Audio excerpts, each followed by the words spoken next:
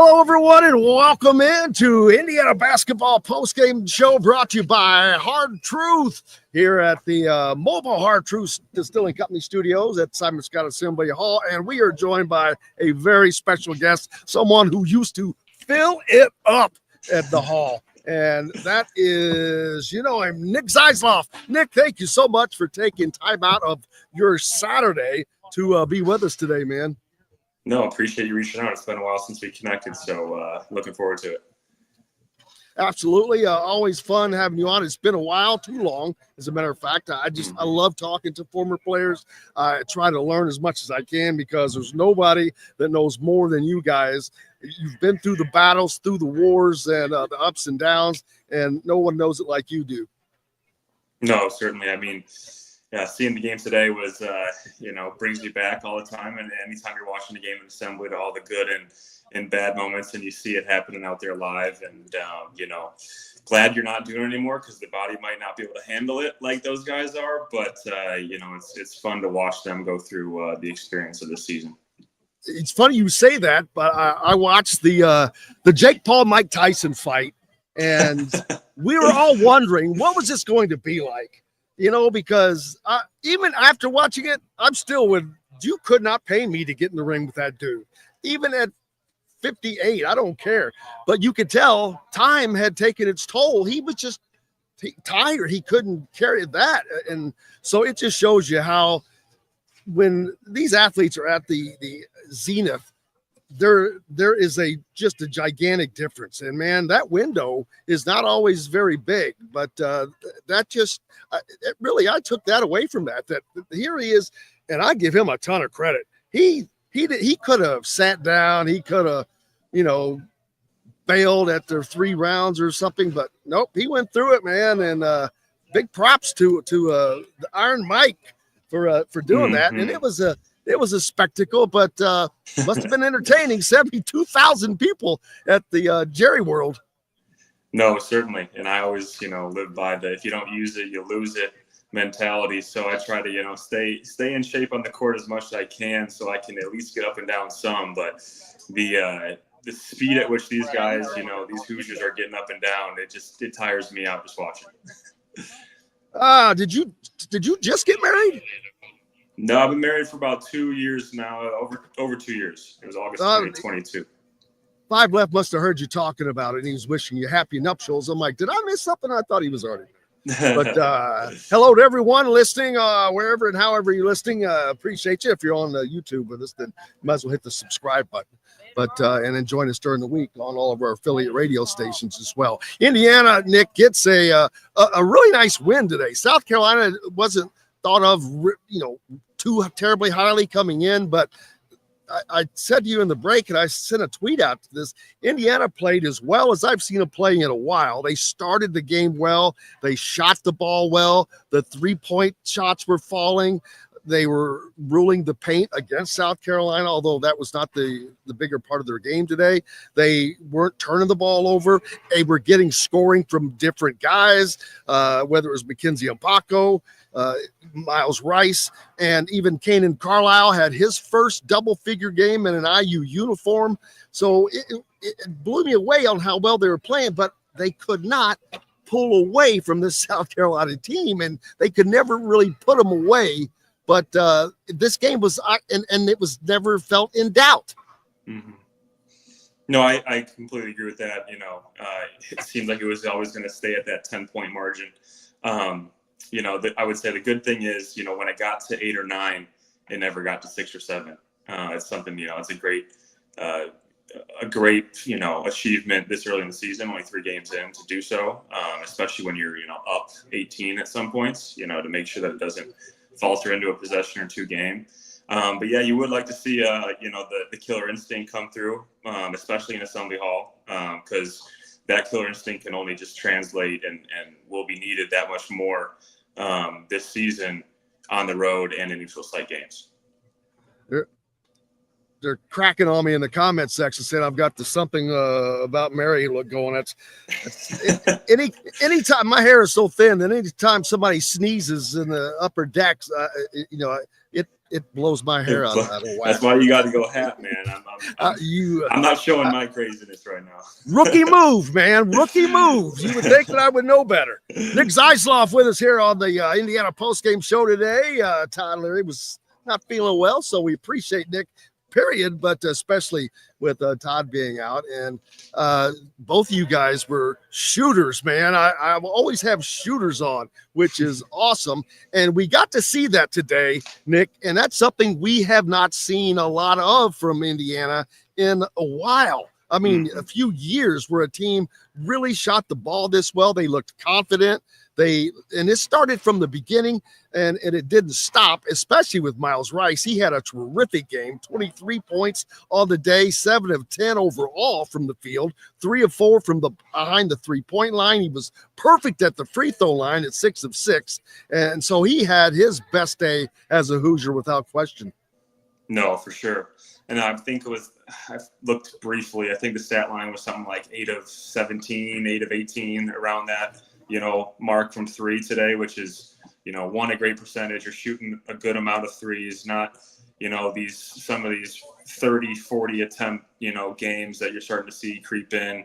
Well, at least at the NBA level, hopefully not so much at the NCAA level, but, being efficient with threes is a key. You got to knock them down. And that's even, from, I think, an Ofer game from, the designated, kind of assassin we should be having this year, right? And Luke Goody. So, those will come.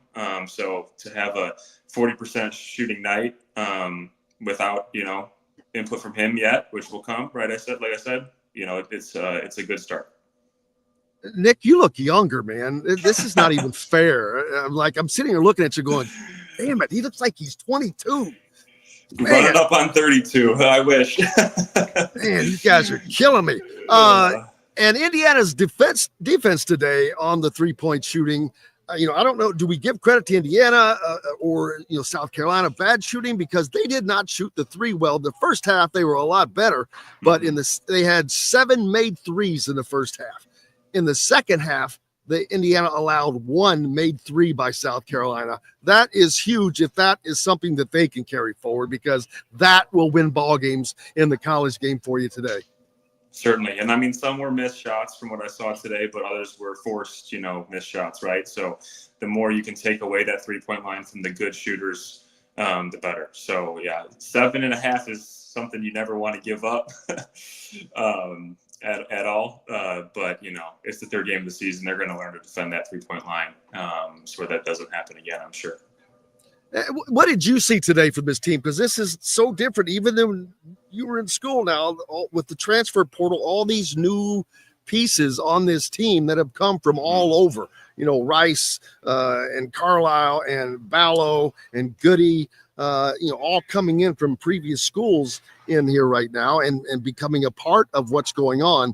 And they're looks like they're starting to click. Mackenzie Mbako is officially on another level now and plays like it. His second half today he kind of disappeared a little bit, but that may be to do with the fact that Indiana was getting a lot from other people. Mm-hmm. No, I mean, it's the third game of the season, right? You only can take so much at this point. But, you have a pretty, strong showing against an SEC team. You'll take it whenever, right? Actually, they are SEC still, right? All these conferences are just confusing. That's a good question.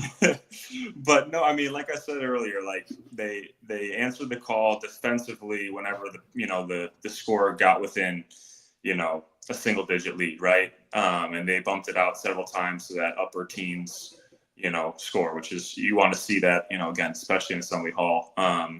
A little bit of that was fortune for us, misfortune for South Carolina, missing free throws in timely spots. But on the flip side, we made, when we got into the bonus, we made our free throws, which, guys, it's, it's free for a reason. You got to practice them, got to make them, whether it's this, not the bonus, single bonus, whatever, right? So I like a lot of things that I saw today, and hopefully they just, learn to grow and build that killer instinct like we've been talking about. Yeah, speaking of free throws, Indiana shoots 84% today as a team. That I would have to dig I would have to dig and go back to see how long it's been. Well, you wouldn't have to go. Shot. You wouldn't have to go more than 8 or 9 years. You can go to 20. Well, that's what I meant. I meant out of the last. I'm sure last it's better 8. than. I'm sure it's better than that. In the last 8, but I know you would certainly have had to stop right there in 2016.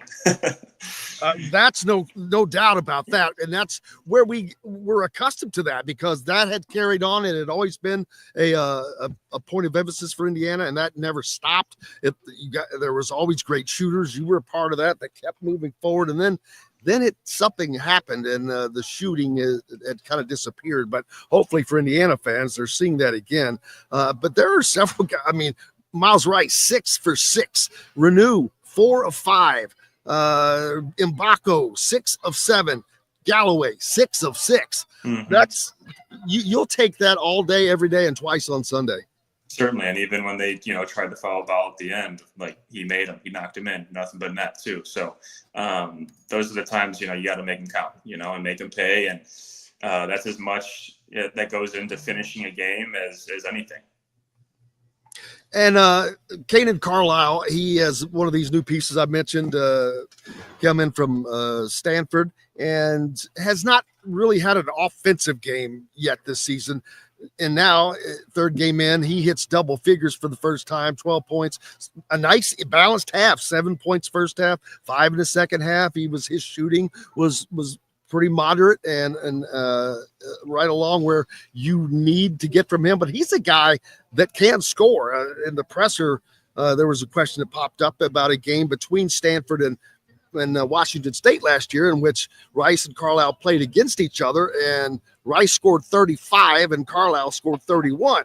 Now, that Indiana would love to see that out of these guys at some point, and maybe they will, because these guys can put those kind of numbers on the board. Mm-hmm, certainly. And I mean, I think the first 3 he made was the right corner in the first half, if I'm not mistaken, a baseline drift pass from Renew. And, some of being, shooting is being in the right spot at the right time, and certainly, spaced well and got to the corner as he needed for that play specifically. So I'm sure it's, just time, knowing where your shots are going to be and knowing your teammates, and part of, these guys are all new together, right? So it wasn't the same thing as me having, my second year with Yogi and Troy and, Rob and James, right? So I kind of already had that figured out. It's that much easier when you already have many, many games under your belt with other guys to play with, that you're playing with, to know where your shots are coming and when.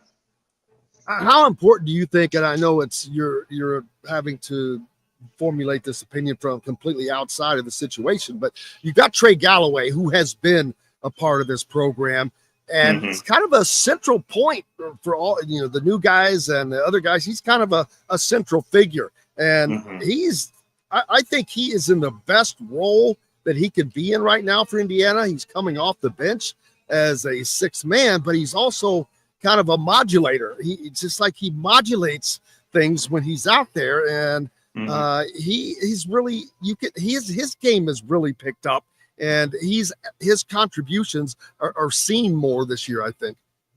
Certainly. And I mean, one of the other things that I forgot to touch on earlier that I saw today was there wasn't a drop off of who came in and who came out. Guys seemed to just really pick it up right where they left off. And Trey certainly did that. Not that I'm surprised, because, he's been on our squad for many, many years now, and he knows the ropes, right? He's the guy that needs to lead the team to at least understand, the culture, what they're striving for, and the goals, right? So great to see him out there, passing the ball, scoring the ball. That swing fake 3 that he made, from the left wing was impressive. That's a hard shot to make, a pass fake into a shot, That was beautiful, actually. It's tough to do, and, he made it with ease. So love to see him, getting in the lane, distributing, and running the show.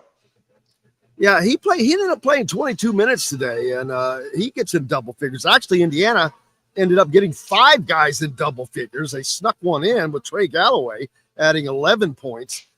And having 5 guys in double figures and one of them is not a starter, man, that has to make a coach happy.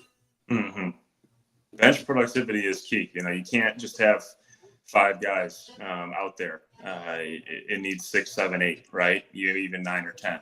So to have double-digit scorers throughout the lineup is something that good teams have and winning teams definitely have.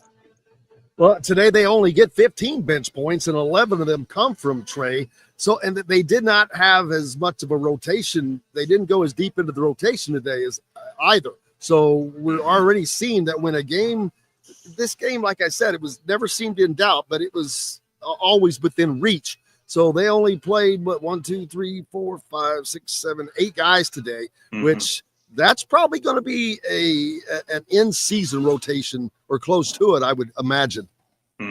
Yeah. I mean, I agree with you there. If you can get to 9 or 10, that's clutch. But at the same time, towards the end of the season, it's going to, I imagine, be focused on those 5 to 8 guys, right? So it was something that will come to as players develop into the system and into the team and get more familiar with their teammates. Absolutely. And Indiana is now, they've got one more game to get under their belt before they take off for the Bahamas, which they are definitely going to be tested down there. But this has to be a good sign. What did you think of the Hoosiers defensively today? They gave up those 3-point shots in the first half, but yet they were still able to keep them at bay by doing all the things that they were doing on the offensive end. I thought they played pretty well defensively in that second half. There was just a few times where, they committed a few fouls that put, the Gamecocks onto the free throw line. Obviously, when you're in the bonus, you got to really be, disciplined, with your fouls that you take and all that. So it's something that I can definitely see them improving on.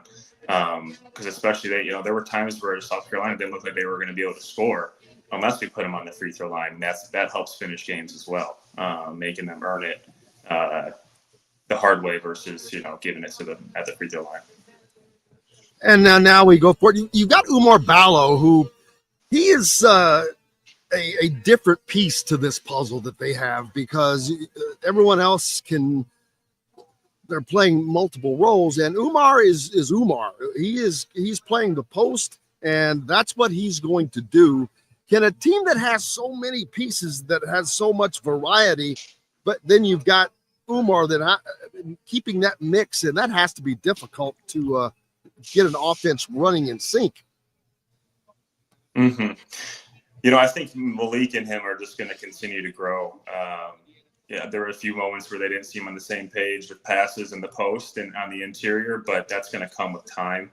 You saw Omar's pass, from the split. It was a trap ball screen, where he caught it in the middle of the lane and made a quick dump off. I forgot to who, but it might have been Bryson. But nonetheless, that's a quick, good pass to make in this game, on the fly. If he's making that pass, he's going to be able to make others, and be able to grow with the team. And what were your thoughts? How did you see this team offensively? Like I said, we have not seen them shoot this well in a long time. Not almost since your days. They have been searching for those kinds of shooters. They've got so many shooters on the team, and Luke Goody, who his shots are not falling yet, but I mentioned Mackenzie Mbako is on another level now. Although he did not get many shots in the second half, Nick, he was one of the guys that helped Indiana get off to that hot start. I think he had 12 first half points, but yet I think he scored 3 in the second half, and 2 of those were he shot more free throws than he did field goals in the second half. No, look, I'll say this. It's the third game of the season again, and it's against your first, Power 5 opponent. You're probably a little more amped for this one, so shots are going to fall, right? So I want to see the shots fall come neutral site games too, and to get those, shots to fall on the road as well. But what helps open shots is ball movement, and I was really impressed today with how the ball got moved side to side, whether it was through the bigs or through the guards, into the attacking set, which was whether it was off a pick and roll or off a cut, right? So just getting the ball moving from side to side is great to see, because it makes the defense actually move and think about where they need to be and help us get into our attacking moment that much better.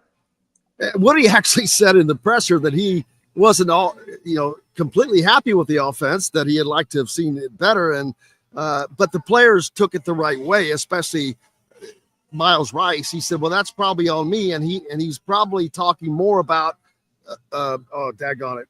I lost my train of thought, the word I'm looking for, but execution. He's talking about execution and how they just weren't executing everything right. Although they were playing well, they were shooting the ball well, but he was, and it's great to hear a player catch that and understand that. No, totally agree. I mean, they definitely took a few bad shots. There were a few moments where like the one-on-one play wasn't there and shouldn't have been taken, and those shots didn't fall, right? There were a few times where the final pass wasn't clean and didn't get executed to his point, and that can be the difference between a good possession and a bad one. So certainly things to grow on, and that'll come. And the offense, like I said in the point before, I was just glad to see things moving, and no stagnancy, right, or complacent movement or stagnant offense. That's what bad offenses do. Yeah, absolutely. And you're listening to the Indiana Basketball Postgame Show, brought to you by Hard Truth Distilling Company. Nick Zeisloft is with us today. We're very, very fortunate. And take some questions about your playing days. Pecan asking, how did you like playing overseas in Lithuania and Greece and Spain and Italy? I loved it. I mean, every country I was in was awesome. The peak level that I was in Spain. I was able to play in the ACB over two different seasons. So playing against teams like Real Madrid and Barcelona was a blast. You're playing against some of the best in the world. Programs where the likes of Luka Doncic come from, right? Wow. So didn't get to play against him, but got to play against all his teammates the year after he left. All of his relatives. Yeah, all his compadres there and teammates that were just as good, and skillful and intelligent. So really loved playing there. It was a heck of a league, and played in two of the most beautiful cities that I could have thought of as well. So it was a lot of fun. Are you glad that with how things are kind of going now that is behind you and you don't have to worry about being overseas? I love traveling, but I think you know what I'm saying. It's can get dangerous at times. We've seen what's happened to guys, former Indiana players, even Mo Creek when he was stuck in Ukraine, and there's been some other things of what's his name? It was in China dealing with that. It can get kind of hairy when you're out of the country. No, it certainly can. I mean, the second time I was in Spain, I got there 12 days before the pandemic started and was stuck for 4 months, 2 of them training in my apartment, and then another month training with the team where we were getting nose swabbed every day. That was a lot of fun. And then finally finishing the season out in a 3-4 week bubble, situation. So, you just kind of roll with the punches. Although I'm glad I don't have to roll with them anymore. One for the body and for the mind. Again, it was a lot of fun competing at the highest level and trying to reach the EuroLeague or NBA in that, in my career. But like I said, the body and mind is that much more peace now that I don't have to do that and not just do it to do it alone like I was overseas for all those years. And now you're you're from Illinois originally, but living up near Chicago. Yes, sir. Yeah, I grew up in LaGrange, Illinois, went to Lyons Township, met my wife in South Loop, Chicago at a random bar. Typical American story, right? Bears game that I wasn't supposed to. Typical American story. That's the perfect Chicago story. It sounds like it is. It's definitely a perfect Chicago story. Very, very Midwest, right? But now we're out in Clarendon Hills, which is a town over from where my wife grew up in Hinsdale. So west suburb Chicago for us now. Do you ever run into AJ? I know he doesn't live up near the city, but he's down there working in the state. But you ever get to run into AJ or any of those guys? Have not. Was just recently at a wedding for a friend of ours that went to IU. I was at a wedding with Max Bielfeldt and Ryan Burton, Nate Ritchie, my old Hoosier teammates. So that was a lot of fun, reminiscing on old days and being back together as Hoosiers. They're both up here. Max is a bit of a snowbird during the Chicago winter, so he's probably heading somewhere else right now. But Ryan's hunkering down in the Windy City for the snow and the winter to come. How about the Indiana football team, man? Are you keeping up with that at all? Oh, of course. I mean, I kind of forgot that college basketball started 2 weeks ago. I was still college football mode, but here we are in the basketball season and nearing the end of the football season, and they got a big one next week. I'm sure no one on here is a Buckeye fan, so hopefully they can get it done. No Buckeye fans. No Buckeye fans. That's for certain. That is a game that I am looking forward to. Not that I'm ignoring that we're doing a basketball postgame show right now, but it was kind of weird not to have a football game this weekend. I got to be honest with you. I bet so. Yeah. I mean, hopefully they're taking in this bye week accordingly and appropriately for the big one 7 days away. Yeah, it's been crazy, Nick. It's like if you take Assembly Hall at its zenith and then triple it. It's been that kind of madness, which it's great, and of course we see today that Curt Cignetti, Indiana, in the middle of the first season, gets his contract extended into the next decade. So Hoosier fans don't have to worry about losing Curt Cignetti. Scott taking matters into his own hands right then and there. So I love it. It's going to be great for the program. Only great things have happened since Curt Cignetti's been on campus. So crazy to see and, obviously well-deserved and impressive that, Mr. Dolson was able to find that guy and secure him in Bloomington last year.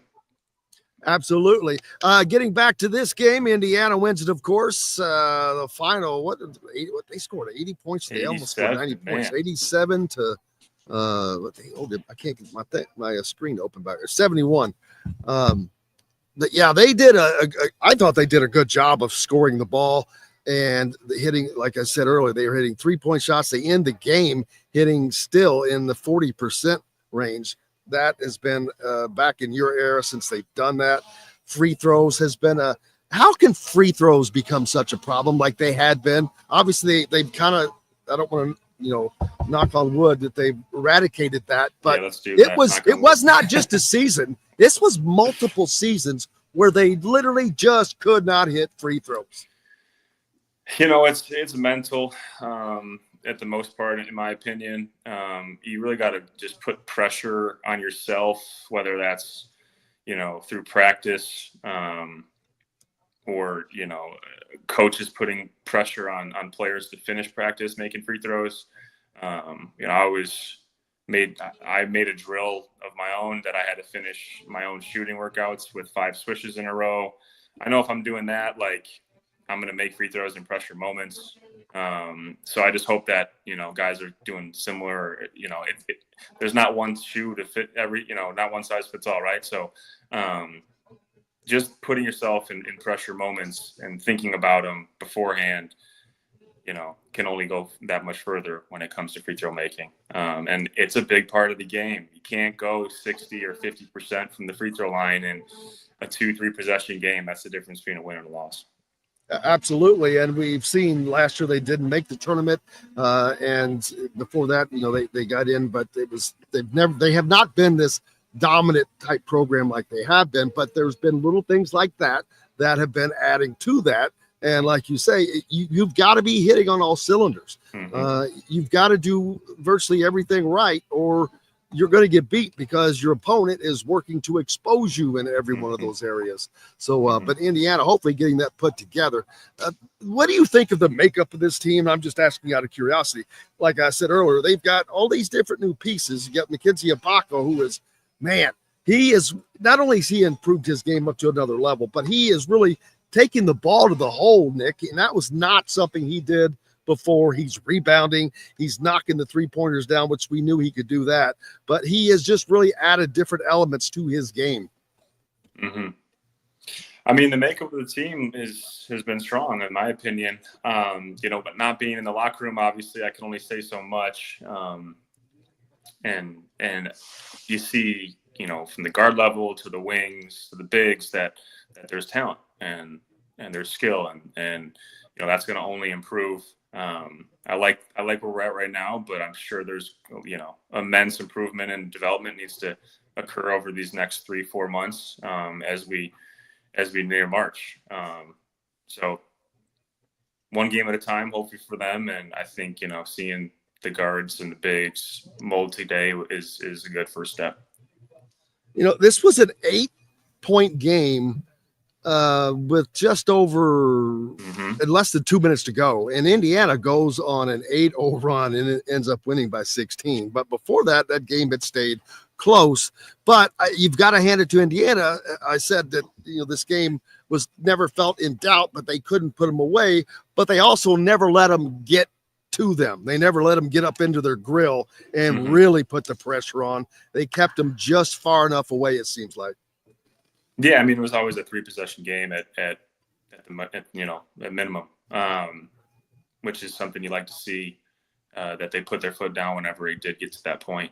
And got the stop that they needed, or got to the foul line. I mean, even Trey playing, making the smart move of the overplay on that cut, or the defensive play where he got taken out, come trying to get the ball. Like, that's smart. You just go down as soon as the foul occurs and you're going to the free throw line. You stem the tide that way. There's different ways to stem the tide, whether it's a 3, getting to the foul line, getting a stop, defensive rebound, offensive rebound. Many different ways you can do it. It's finding the way and having the killer instinct to do it in the moment when it's there. Yeah, if they had a Nick Zeisloft right now, that may put this team into a no, I'm not kidding. They're like one. I'm not saying they're missing anything, but that could put you over the top. That puts you in a category of having too much wealth. You've got a lot of danger right there when you got that many people that can shoot like back in the old days, and that's how it used to be. I laugh all the time. Todd Leary's usually on with us. Well, ironically, if you look in the record books and of the top 11 all time, I think it's career percentage for 3-point. 6 of the 11 were on the same roster. The same roster that from 30 years ago, no less. That is crazy, but that is how. But of course, the 3-point line is different than it was now. So there's slight differences that would have changed that some, but it's been different, a different style that people have watched, and they're used to the shooters, and but looks like they may have found those again. More importantly, defense. This team played good defense today, I thought, especially, like I said, South Carolina, they couldn't buy a bucket from outside of the 3-point line after knocking those 7 down in the first half. They had 2 guys that were in double figures, and that was kind of leading them because everyone else was getting shut down. And as a matter of fact, I remember I added up their numbers. I think they were 7 of 11 or something from 3, and those 2 guys in the first half. The rest of the team, 0 for 9. Which probably what happened in the second half because everybody was 1 for 9 as the team. They only hit 1 shot. So that will, I said that earlier, will win you a lot of games, but they have to depend and be consistent with that defense. And more importantly, play it from the opening bell until the end. We saw them in their last game out, Nick. They came out like they were sleepwalking and then end up winning by 40 after a second half barrage. But this was a pretty complete game, which makes you happy to see as a coach. I'm sure the fans like to see that as well, but that's when you can tell a team is developing. You also can tell when a team is developing when it doesn't matter the opponent, the venue, the setting. They're always on from Jump Street, right? So something that is something we always tried to do. Maybe not always to success, but it didn't matter. You were playing Morehead State, Mississippi Valley State, Eastern Illinois, Purdue, Iowa on the road. It doesn't matter. You just gotta, do the things the right way every single time, and they will add up. Do you have any involvement in basketball anymore? Or is you just off to the career now?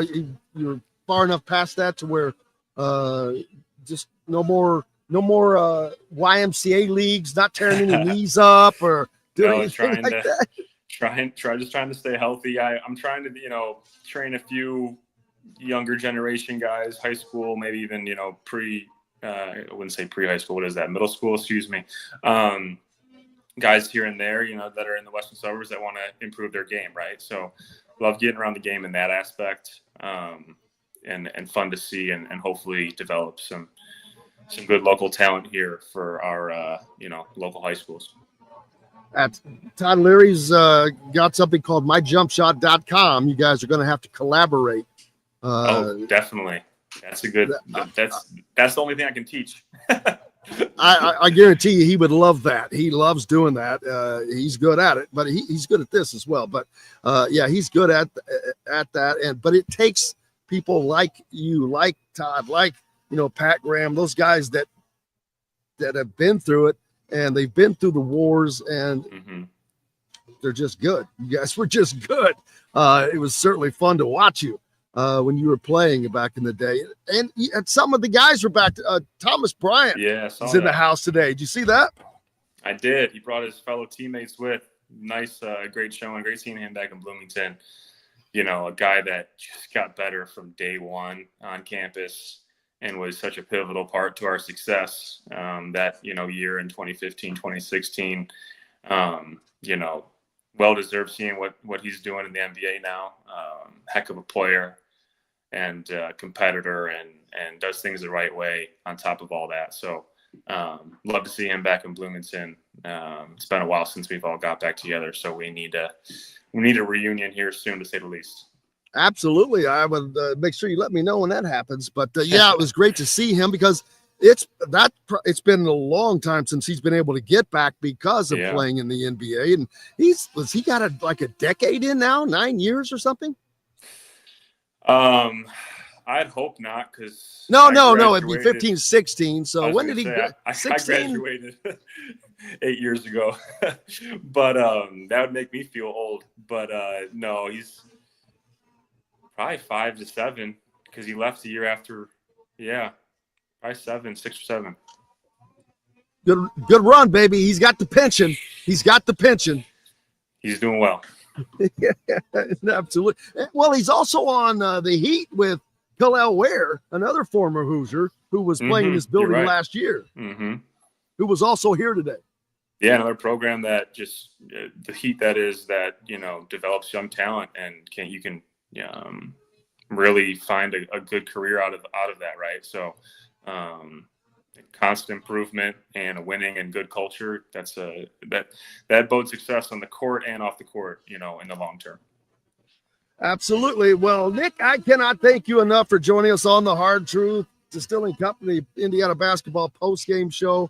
It's a Saturday, and you were kind enough to take time out of your day, and I'm sure you'd rather be watching some college football right now, like everybody else in America, getting ready for the college football playoffs. The poll coming out on Tuesday. We'll see what happens there. Not much change, except there are a few games that are going on this weekend, but that'll be fun. We get a 12-team playoff this year, and Indiana is almost virtually a certainty to be in the playoffs, Nick.